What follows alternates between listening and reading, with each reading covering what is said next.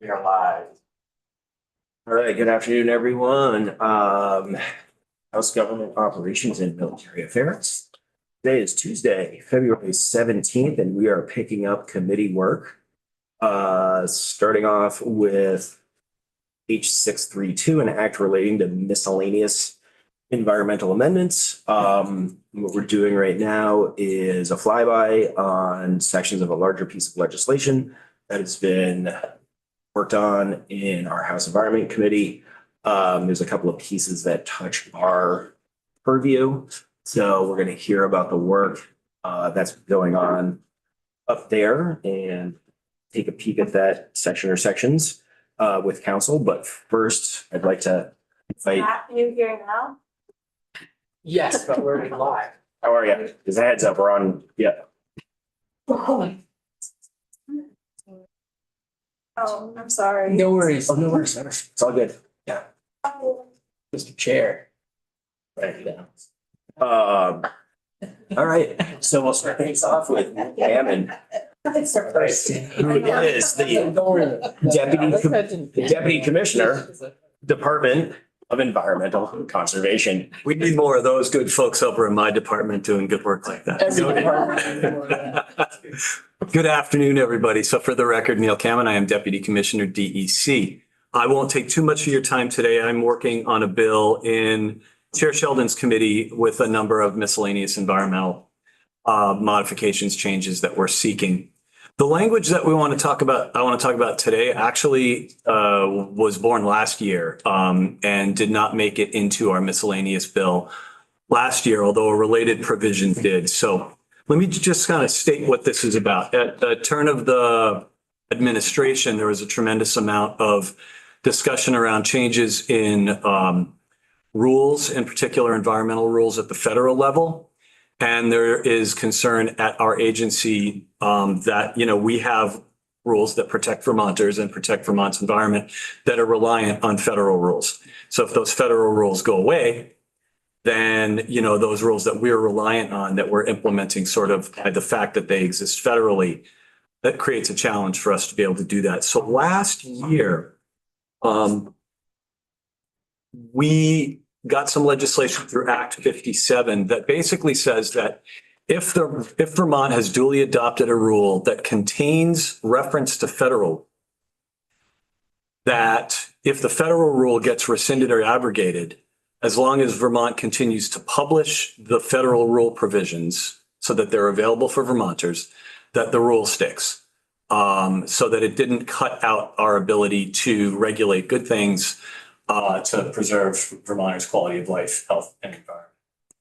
There was a separate piece that we had been seeking, and that's the piece that Mr. O'Grady will speak to you about in a moment, which was an emergency rulemaking provision in the event that there was a federal change that actually materially affected the ability of Vermont to protect Vermonters and to implement current state law.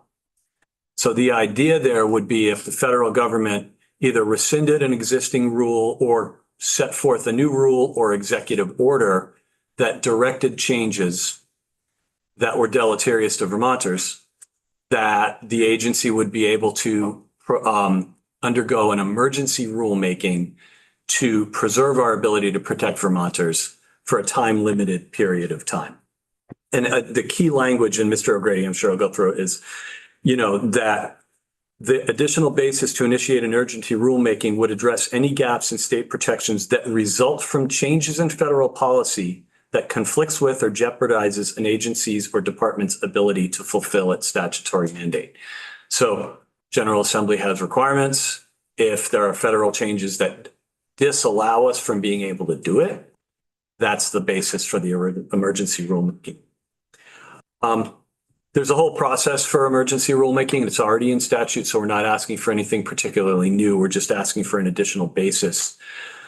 This wouldn't change the process at all, nor would it change LCAR, Legislative Committee on Administrative Rules engagement, right? So there would always be that. Let's see.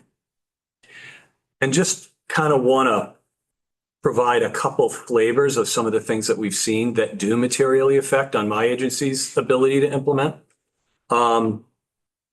the executive orders requiring federal agencies, this was Federal Executive Order 14219 from February last year, agencies to identify unlawful regulations within 60 days and act to rescind those at the federal level. And so with unlawful being fairly loosely defined. Direction from the White House to federal agencies that they bypass formal federal rulemaking and instead use a provision called good cause, which would allow an agency, a federal agency, to just eliminate a rule because some error might have been made. And hopefully, Let's Counsel, I'm not getting too far over my skis here. But it's a concerning finding shot through all agencies of state government, not just mine. But I'm going to give you. I'm sorry, yeah. Rep. Hooper. Can you talk a little more about that? Sounds like you maybe want him to. What is that? They can just delete rules? Yeah, I think that I'm not as read in on this, but there is a provision. It's like a good cause provision somewhere deep in federal regulation that if a rule was adopted erroneously, that an agency can abrogate that rule. It's been a while since I studied up on this. No, I understand. We haven't seen it happen, luckily, but this is a thing that made us stand up and take notice. For example, we have rules on, the amount of copper that cannot be in drinking water. And what if the agency, either EPA or another agency says, you know what? Yeah, we made a mistake on that rule. It's off the books. So we already have copper rules by incorporation, so last year's statute would attach, but another thing, this would provide belt and suspenders against another prospective change. But let me hit you with one that is in the news right now. Sure. EPA just rescinded what's called the endangerment finding. And the endangerment finding was the fundamental buttress of efforts to deal with climate change. So as a result of the removal of the endangerment finding, it is very likely we're going to see a number of rules fall off the books because they no longer have the endangerment finding as a buttress.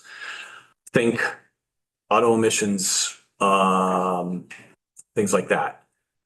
We don't have a lot of large emission sources in Vermont, but auto emissions is one, and they do get regulated. There's a lot to that, but I was asked in House Appropriations during our budget testimony about the endangerment finding. And it is completely possible that there therefore would be changes to vehicle emissions, which then would take out our ability to, manage those. So therefore, the emergency rulemaking provision. Representative Hooper. So far you've leaned on elimination of the foundation for our. If this fits, just modify them significantly to a lower level than we're enforcing now. So it's not an elimination. I believe the way this language works is if that were to happen in a way that keeps Vermont from implementing Vermont law that protects Vermonters, then we could use emergency rulemaking provision to put those back. And again, it's time limited, as Ledge Counsel O'Grady will tell you about. So when we adopt that law, it comes from Vermont, it'll be made it a law. When we incorporate by reference, Okay. it becomes a state rule. There's a lot of intersection between the last year's piece of legislation and this, and that's why I keep looking over at Ledge Counsel O'Grady. He understands this just a little bit better than me. We'll dive into that in more detail with the council. So the way we would do this is, we would implement emergency rulemaking. When we do that, the rules would go into effect immediately, but only for a 180-day period of time while we worked to actually bring the rule proper through the proper process. Legislative committee on rules always has the ability to object, and if they do, it's okay. I know, sorry, you said 180 days. Yeah, so that's the way emergency rulemaking works, is you have 180. Once we file an emergency rule, PFAS in drinking water in Bennington a while back, right? Mm-hmm. So we needed to deal with that, and we needed to deal with it fast. But then we went through and so. Understood. So I get it's a little bit policy meaty, but you're a policy committee, so no worries there. I appreciate it. Rep. Hooper, Burlington. So just to beat the issue to death. If, as the Fed seem to be to do this round, they basically said, we're changing this and no state or other jurisdiction may do something different than the rule we've set. I think that doesn't quite work that way, even though I think the administration might want it to, because, you know, we've got the cooperative federalism, so states have the ability to be as or more protective than the federal government. Exactly. But so California, great example, right? Because the whole foundation of California's waiver from the Clean Air Act requirements also sits on top of endangerment. So. And I'm way close to being completely over the front of my skis. And did we adopt California? Yes, we were part of a consortium of states that implements California. I wasn't.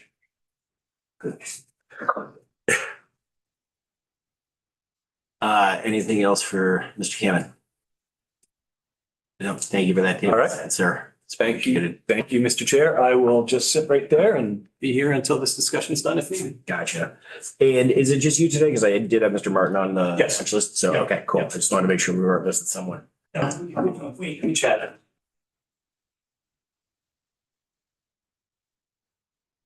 Should I begin? Council, welcome. So this is Mike O'Grady with Legislative Council. Before we get into the actual language that's in H 632, I think you need a little bit more background. So you're amending the Administrative Procedure Act, which is something that's within Gov's authority. And the Administrative Procedure Act sets out all the requirements, among other things, for adopting rules by agencies. There's a lot of notice and comment. There's a lot of thresholds. There's review by an interagency committee on administrative rules. The agency has to put the rule out for comment. They have to respond to any comment. They have to submit the rule to you, have an LCAR for review. And as you may imagine, that can take some time. So if you hit every single one of those procedural deadlines, like right to the second, an agency can issue a rule in 4.5 to 5 months. But it usually takes 8 to 10 because you have public hearings, there's hundreds of comments. It takes time for an agency to respond to those. But there are situations, as you might imagine, where you, the General Assembly, or an agency needs to act quickly. And that is what the emergency rules provision underneath the APA allows for. So you don't have to go through the 5 to 8 to 10 month process. You don't have to go out for notice and comment. You go quickly to rulemaking. And generally, right now, it's allowed for 2 instances. One instance is when there's an imminent peril to public health, safety, or welfare. So there's something crazy that's happening. And the one that I think of is when there was chronic wasting disease in deer. And it was discovered in Vermont, and there was concern that it was going to spread to dairy cattle. And the Agency of Ag went to a rulemaking and went to legislation all within 1 week. They passed a rule, emergency rule, they passed legislation. It happened so quickly, it was amazing. But that type of imminent threat is what emergency rule is partly allowed for. Another one is when the federal government changes a law, changes a statute, and dictates that the state has to do something or is allowed to do something, but the state doesn't have time to do the 5 to 8 month rule process. So in addition to the imminent threat to health, safety, et cetera, they can adopt an emergency rule in the following situation. The existing rules implement a program controlled by federal statute or rule. The controlling federal statute or rule has been amended to require a change in the program. But the multi-state entity has made a change in the program that is to be implemented in all of the participating states. The controlling federal statute or rule of the other multi-state entity requires implementation within 120 days or less, and the adopting authority finds each of the following. The agency can't meet the date. Failure to amend the rules by the date required would cause significant harm to public health, safety, or the financial loss to the state. And on the date the emergency rule amended was adopted, the adopting authority pre-files the corresponding permanent rule. So let me give you an example of this. It used to be something that happened every year in my field until the General Assembly changed it. So the Migratory Bird Treaty Act dictates how many birds that are migratory birds that a hunter can take each fall. And they issue that in September. Hunting season in Vermont for migratory birds starts in October. There was no way that you were ever going to do a full-scale rulemaking to implement those Migratory Bird Treaty Act thresholds in rule. So every year you did this emergency rule, and it was kind of like a total emergency because you had like 20 days to get this thresholds for hunting into rule. And it was significantly, if you didn't, then you wouldn't have a hunting season and you would have had significant state financial loss. So you did that every year and it got exhausting. And you ultimately went to a process where you allowed the Department of Fish and Wildlife to adopt it by a procedure, not by rule. So they could just, as soon as they got the information from the feds, they could publish it, and that was that. But there are provisions like that that happen all the time. Safe drinking water, air pollution. It comes in and the state doesn't have the ability to make that change right away. What you're looking at here is the opposite of that. Instead of the feds telling you to do something, the feds themselves are taking something away or changing something that you, the General Assembly or a state agency, relied on when you adopted a rule or when you adopted legislation. And Deputy Commissioner gave one great example, the air pollution control regs. There are over 60 references to federal rule in that state rule. So if you change just some of those federal rules, it could have a significant effect on how that state program operates. And it's not just environmental, like the DFR security regulations, banking, et cetera. The DFR banking reg has over 80 references to federal law. So, and that's being amended at the federal level now as well.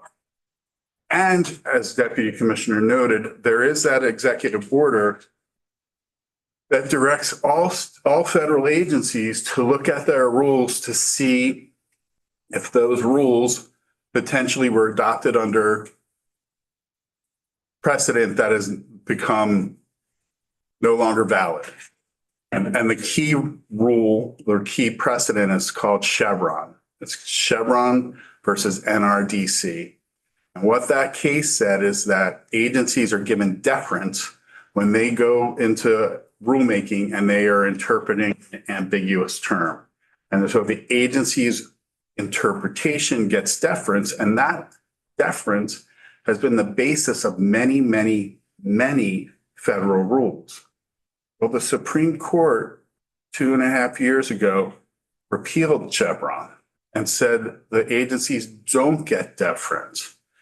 And that's what that executive order that the president issued partly said. Hey, if that was the basis of your rule, that deference, well, you have good cause to repeal it without going through notice and comment because it's no longer practical. It's no longer implementable. Agency, you should repeal that federal rule. Chevron is an incredibly important part of certain environmental regulations, incredibly important part of banking regulations. If you repeal those rules, those programs will stop. And you won't have the ability to adopt a full-scale rule for 5 to 8 months. So for 5 to 8 months, you have a program that would be limping along because it no longer would have its reliance on the federal rules that it was initially used, that were initially used to adopt the state rule. And there are some instances, federal law, where you can't go beyond federal law. The Federal Food, Drug, Cosmetic Act, states can adopt all the legislation they want on federal food and drugs, but it has to be exactly the same as the FDA. You can't go beyond that. But most federal rules allow you to go beyond that, to adopt things that are more stringent or more protective, because it's the 10th Amendment. What is not reserved or not as explicitly used by the federal government is reserved to the states. And you do that legislating every day, regulations by agencies every day. So that's your authority. And what this is intended to do is to ensure that your state programs that you could use federal law to build continue on as if the federal law had not been repealed or had not been amended. So what it does, in addition to those two emergency rules grounds, I said imminent peril, the federal government is mandating you do something and you don't have the time to do it. This would allow for emergency rulemaking if an amendment to federal statute, rule, or policy will materially conflict with or threaten the ability of the agency to implement a statutory or regulatory program required under Vermont law. A majority vote of the entire committee, LCAR, may object to a proposed emergency rule for adoption on the basis that it doesn't meet these requirements. Now, again, as Deputy Commissioner noted, emergency rules are only available for 180 days. Technically, you can come back and say, hey, I want another emergency rule, and LCAR can grant that, but it doesn't happen that often. Because when you file your emergency rule, you're supposed to start the permanent rulemaking. You're supposed to, hey, we're not going to do this on an emergency basis forever. We're going to go to permanent rulemaking and do what's necessary for that permanent rule. And this is only going to be available, at least for now, for 2 years, until July of 2028, at which point you will have seen this in action most likely and seen whether or not it's working or if it's needed. And if it's not needed, you can let those sunset go and repeal. If you want this to continue on, regardless of who the administration is, then you can keep that on the books as well and repeal the sunset. That's basically what this. I saw a hand from Rep. Cooper, and then I think I have a question. I think you answered, but when the determining body for anything that invokes the exceptions.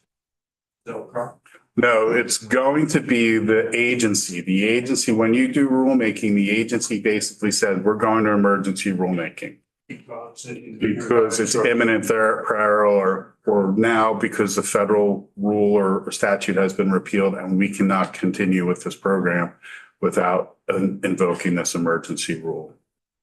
And then you're supposed to give whatever notice is practicable to the public, but in reality, no notice is really given to the public.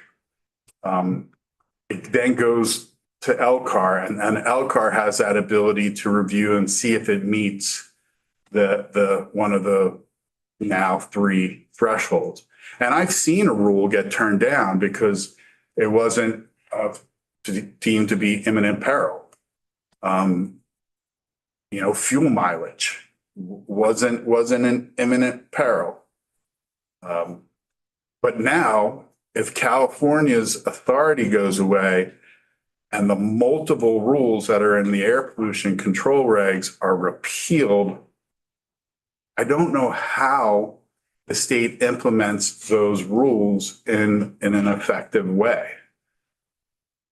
It would have to go to rulemaking, but it wouldn't be able to get through that rulemaking, I would say, for at least 8 months. So you have a wounded program that's not effective in its implementation that ultimately will fix itself through final rulemaking, permanent rulemaking. But what do you do in that interim? And that's what this is. It's that interim. It gives that agency the ability to continue on until it has the time to adopt a permanent rule, or it has the time to come to you and put whatever is necessary into statute, because that's another option.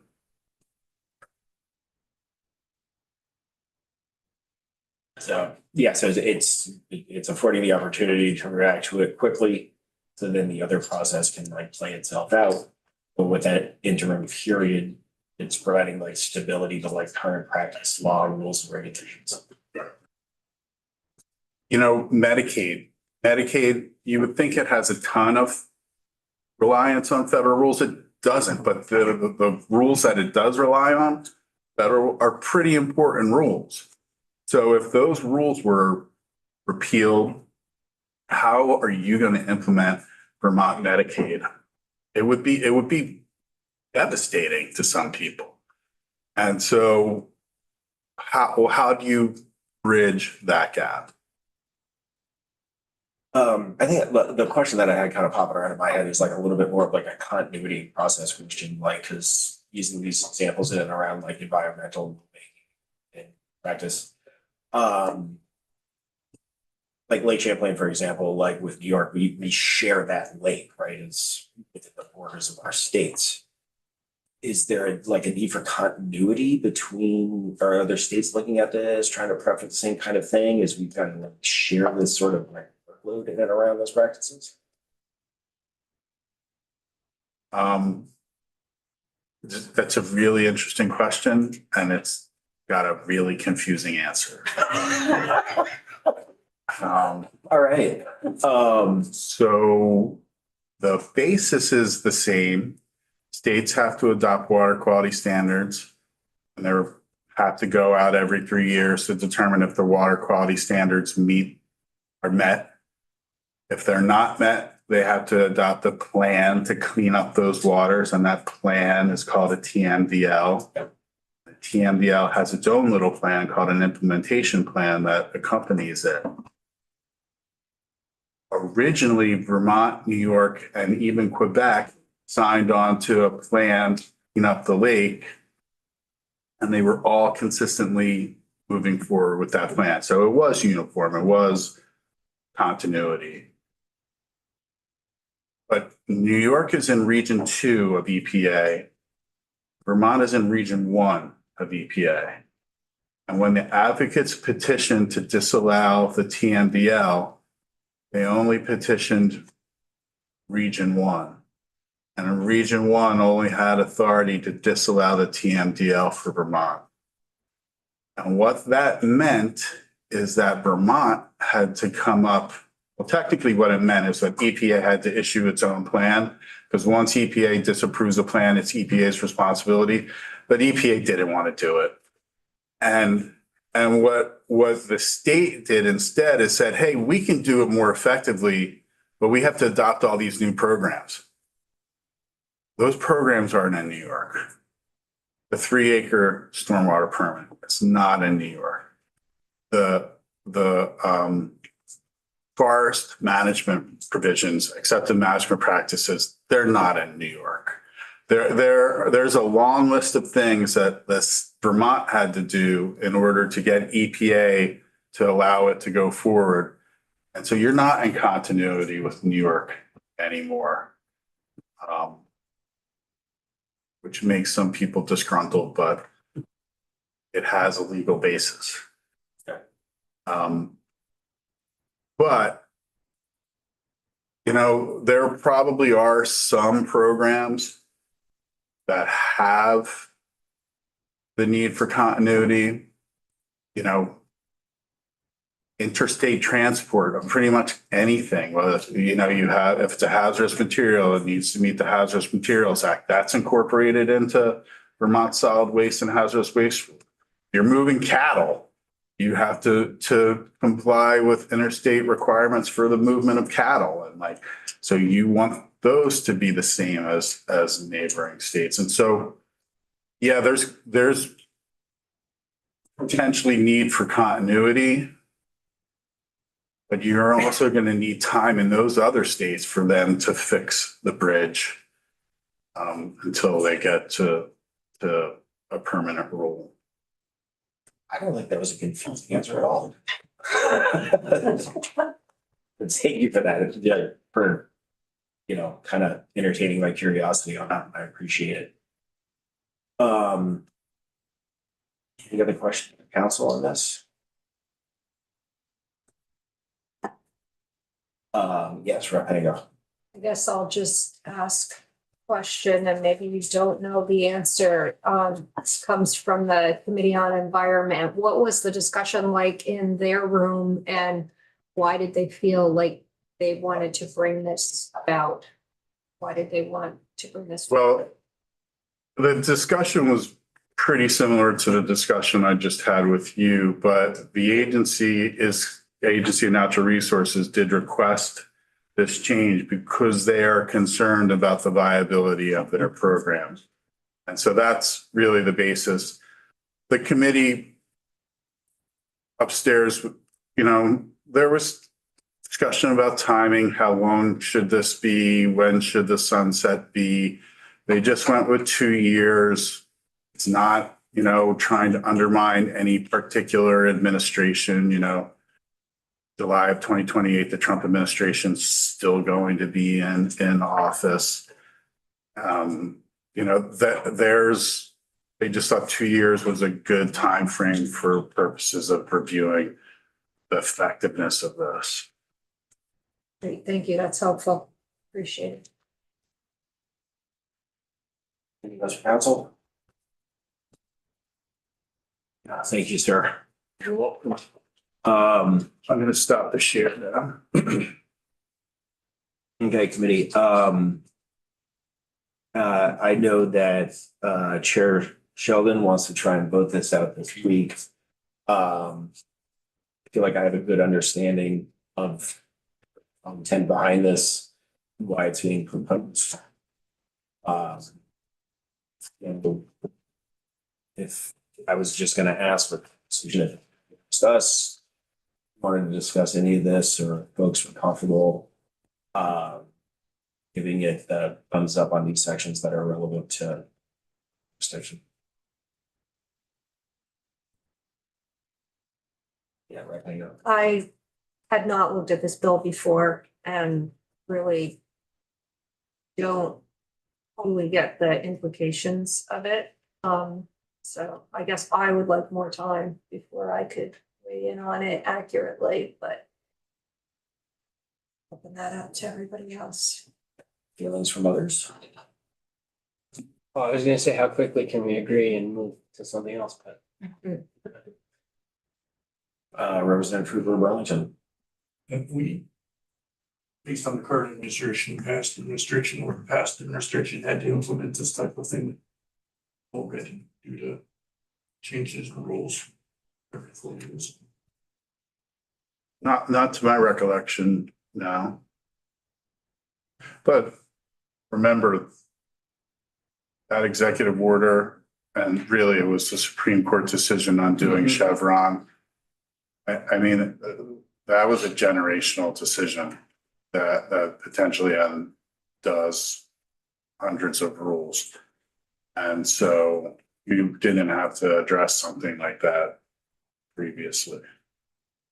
And Chevron 1987, I think, and it built up over time, and courts were very, I don't want to say quick, but it became the law. It became the rule of law, and they would just implement Chevron. And so you have these rules that were being upheld because of this deference to the agency, and now that deference is gone. And now it's up to the courts, according to the Supreme Court.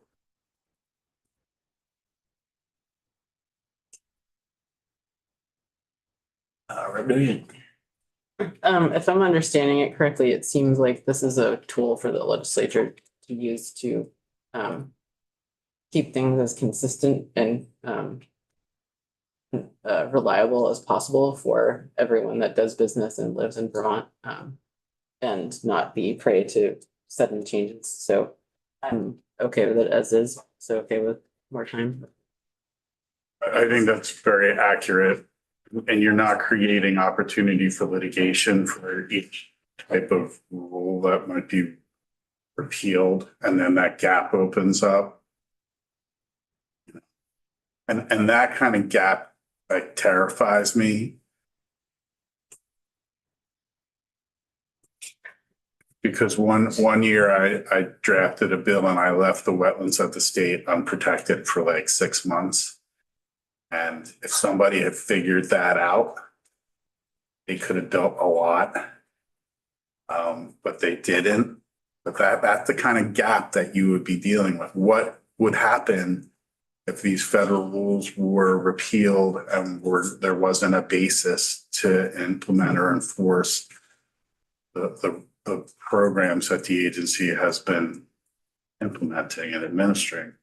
That's the kind of gap that could happen. And we don't, Rep. Hango, then Hoover, and then I think the gallery might want to chime in. If the gallery is allowed. Gallery is allowed, sir. Yes. My question would be, this would, if this were enacting this bill, then it could be used as precedent for any other federal program that the state administers. Is that correct? It would apply to any state agency rule that incorporates a federal requirement by reference. So yes. That's sweeping, in my opinion. That's big. It is.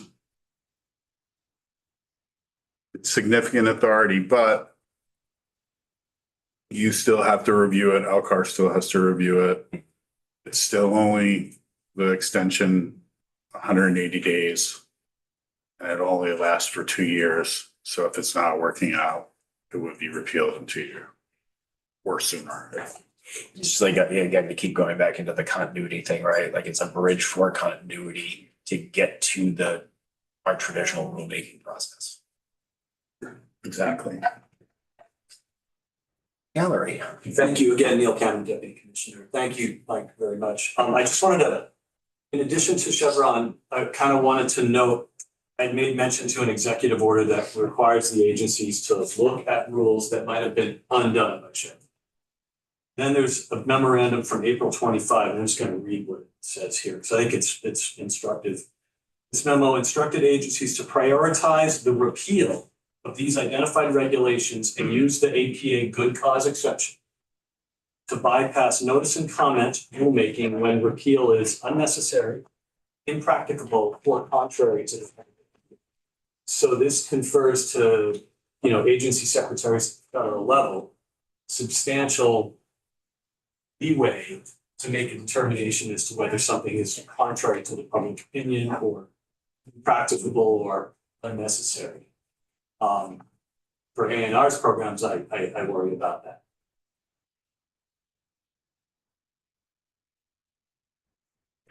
And the good cause provision is kind of the federal emergency rulemaking. Like it's when something's impractical or impossible or no longer cost effective, the agency gets to make that determination and say they have good cause to repeal it without going out for public notice. But when you look at some of the rules that would be affected, you're talking about safe drinking water, you're talking about hazardous waste, you're talking about banking, pretty much all banking. And like that leaving that unregulated because of a determination that something's impractical at the federal level, that's a little scary.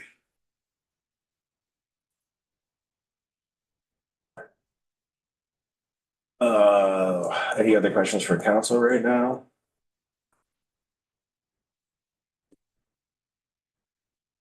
Um,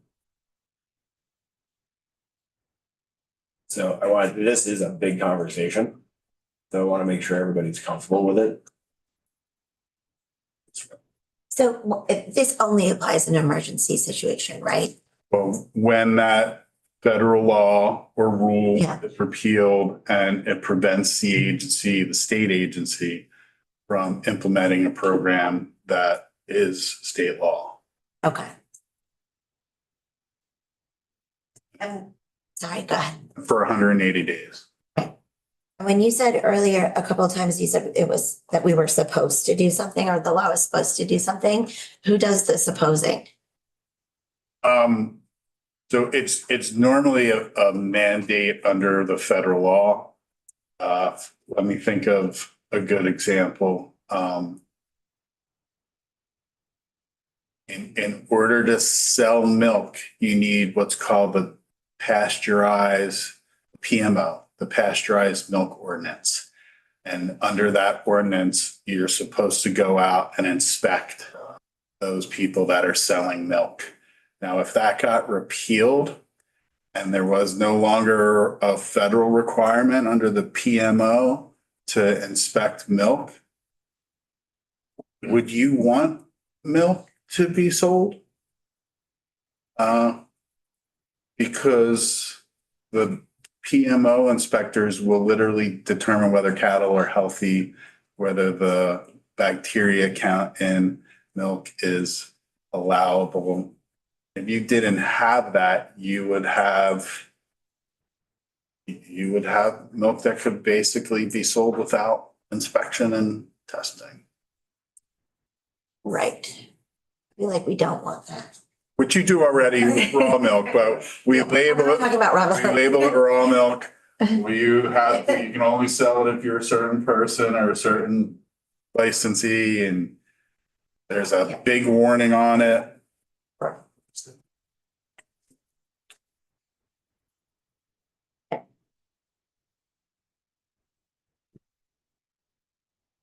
Um, Any other questions for council on this? That was a good real life scenario and some other Yeah, that's a good example. avenues that can go to this. Again, it's a 180-day window to react, to maintain continuity with the other current practices and whatnot. So, I'm all for it.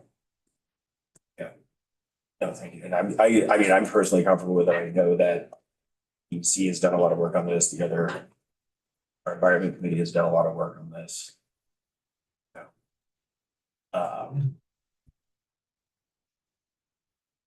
You got any other questions on that? I don't think so. Still, it's a lot to digest because environmental subjects usually aren't our thing. Yeah, correct. This is also it's like a rule process Yes. within like the Elkhart jurisdiction is why we're on this. Yeah, we're only doing, sorry, we're only doing. And future reference, I think we need to hear a refresher on LCAR. We've got a lot of new members and I don't think we've ever done that. So let's just put that in. our That's a very valid notes. point. Yeah. That's a very valid point. That is its own unique body, Great. but for this moment in time, I guess like the question is, I'm comfortable taking a position on this, being respectful of the work that's been done on it. Yes, Rosa, go. Sorry, how was that warned on today's agenda? I just need to, it's just fly by, so. We We didn't don't really have warn possession. it. Yeah, we didn't warn a straw poll or anything, and we don't have to either, right? Correct. Because I would ask for a little more time, but that's just me. Because this is like all new to me.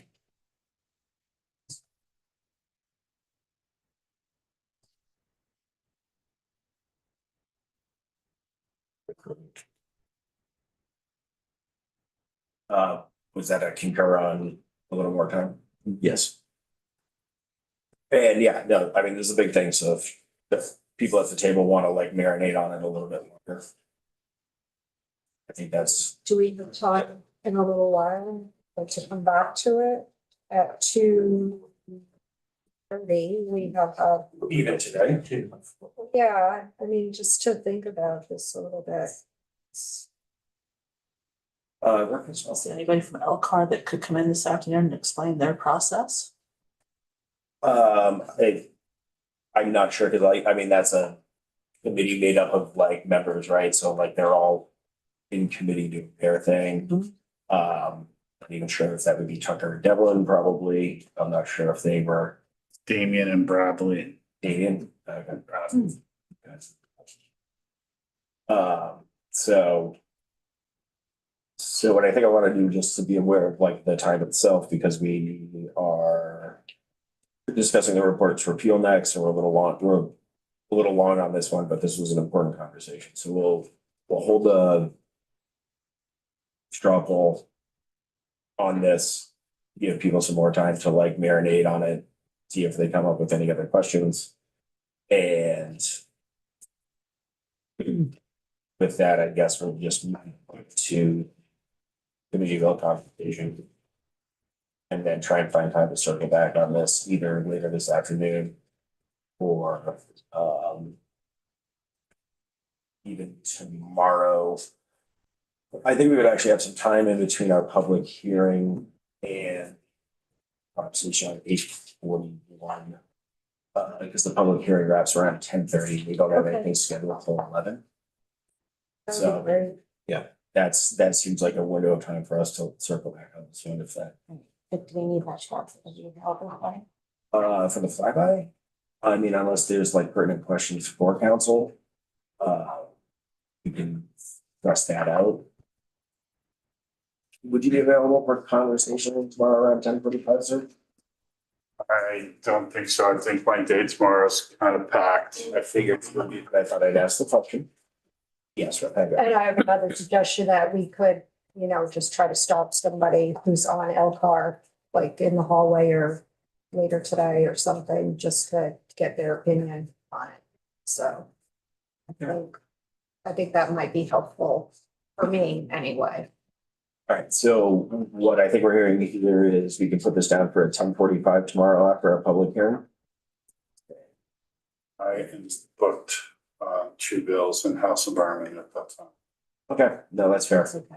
But if anything arises between now and then, we'll try and shoot you an email or reach out to you and kind of for clarification on anything. Really appreciate the time, sir. Thank you. Thank you. Yeah, thank you.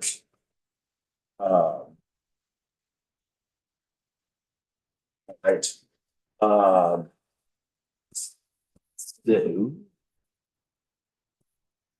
That moves us on to, and Tucker is not available for this conversation, but we're looking at the draft on our committee page. From Tucker. It is 25-1019, draft 1.2. This is the reports repeal bill that we reviewed. It is a committee bill. That's why we're looking at a draft number and not a traditional number. And per our conversation last week with council, the bones of this are all the same.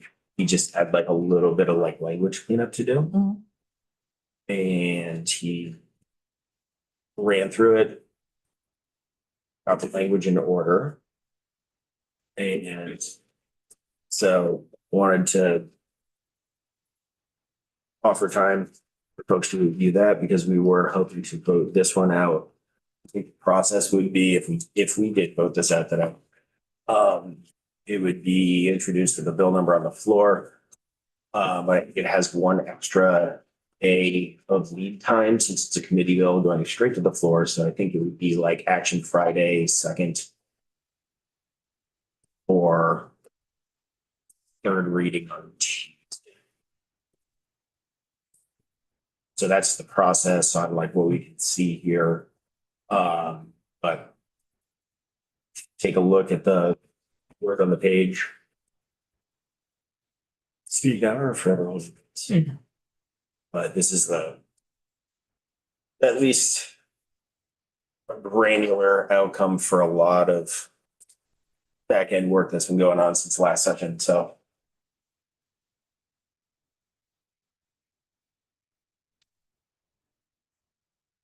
Take your time to scan. Does this go elsewhere after it leaves here? We don't believe it is, because there's no money or appropriations in it. So, I spoke to, Connor up in the speaker's office and he agreed that it would just be a committee bill number straight to the floor. All right, and then after it goes to the Senate, they might want to investigate on their own some of these recommendations. Yes, All right. yeah, no, so it would go through the committee process in Senate Government Operations. Okay, Which is what they did with us, right? They came here. Yes, when we had that joint, that's right. with I that feel was, like we've done what we can on this and we should Yeah. vote on it. yes. And this, if we do vote this out today, my plan was also to send this draft to all of the House committee chairs. Just so they can see what we have moving forward. So with that extra lead time to the floor, that's just more situational awareness. I mean, we or council has communicated with the committees of jurisdiction that are impacted by this quite a few times. So I'm feeling comfortable with the work we've done. Should I make a motion? We're still reading. Oh, Sorry. what? I Oh, have, I've already read it. Absolutely, we'll get there.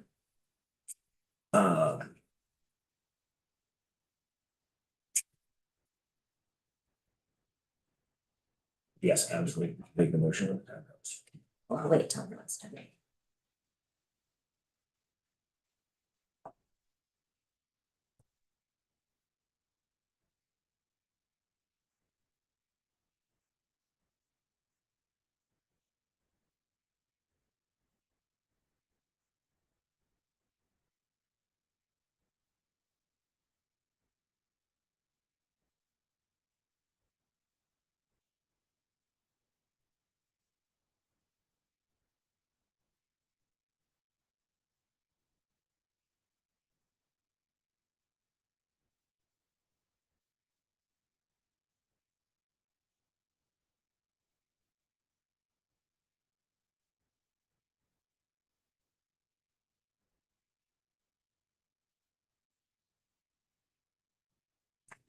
My apologies, my iPad keeps getting frozen.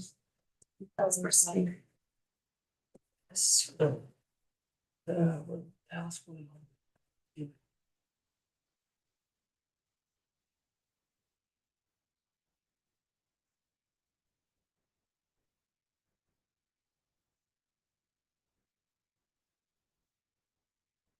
Veterans Day parade.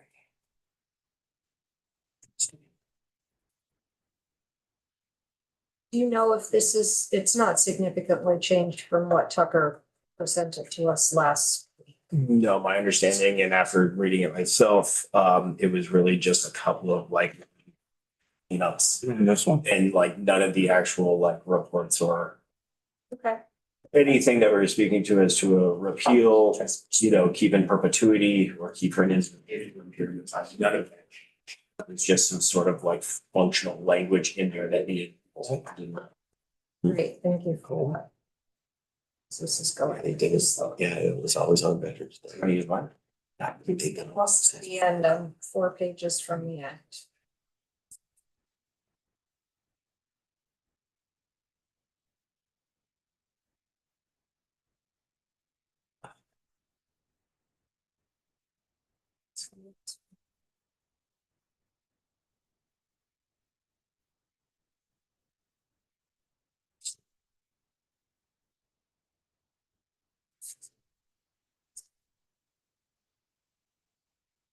Anybody else still need time to review or have any questions?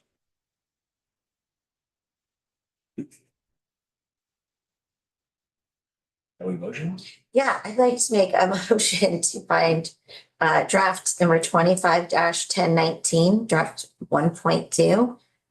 favorable. Barring any other discussion or further comment. Seeing none. Clerk will call the roll. Representative Boyden, yes. Representative Coppin, Yes. Representative Hango, Yes. Representative Hooper Randolph, Yes. Representative Hooper Burlington, Yes. Representative Morgan, Yes.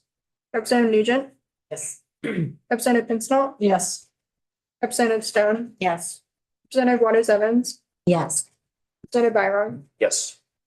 11-0-0.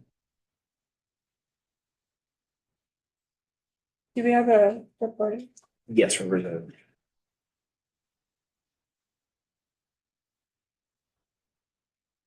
All right, that was a lot of legwork on like a dense thing that this body had not addressed in a very long time. It is not glitzy, but I want to thank everybody for their time and energy on that. It's important work. I'm feeling pretty good about it. So thank you in general. Okay, so we got a conversation with the budget letter right now. Do you want to take a minute to get shifted over to that? Sure. Okay, so why don't we, Nick, why don't we take us off until 2:15 so we can shift gears into the budget conversation?